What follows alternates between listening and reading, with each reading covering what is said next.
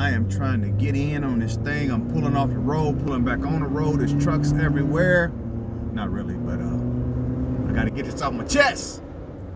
I said I got to get it off my chest. So, how you feel determines your experience in this life.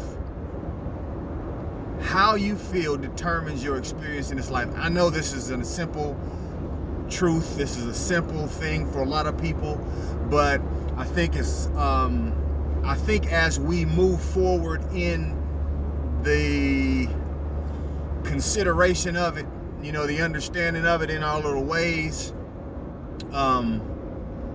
we can, well, if it's not a part of you, if it's not a real part of your belief system, then it falls away quickly. And I believe firmly that we have to start believing this in its essence, man, in its fullness. There is a lot of research, there's a lot of scientific studies around how you feel, what you believe, and how it contributes to your experiences in your life. I was listening to a Christian program, and they were kind of talking about where things are going now and how hard it is for people to, how hard it is for the Christian network, per se, certain churches, certain denominations, just the teachings that they present, is how it's really hard for people to accept it now, because people are, they're caught in their own desires and their lusts. The Bible talks about certain things like that, and how it's becoming real difficult, and how you have to hold on to your belief. You have to hold on to what God has told you to do, which I totally agree with, holding on to what God has told you to do. But I think, as we move forward in time, man, things are going to look different. Things are going to shift. And I know I got a shadow on me. I don't know if you can see me clear enough, but it don't matter. Hope you can hear me. But as we move forward in time, things are going to shift. Things are going to change, man. That's just the nature of the thing, right? So we have to really grab hold of this truth, man. How you feel determines your emotions, your unstableness, in your emotions. And even if it doesn't feel unstable, your emotions, man, determines what you're going to experience in this life.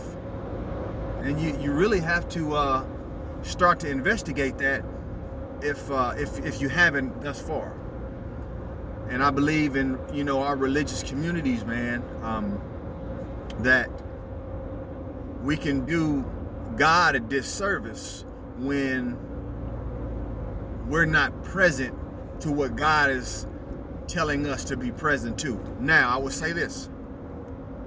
Maybe God is telling you to say exactly what you're saying, as far as, like with my example about the program that I just heard. Maybe God is saying it. I'm not here to judge that at all, because that could possibly be so.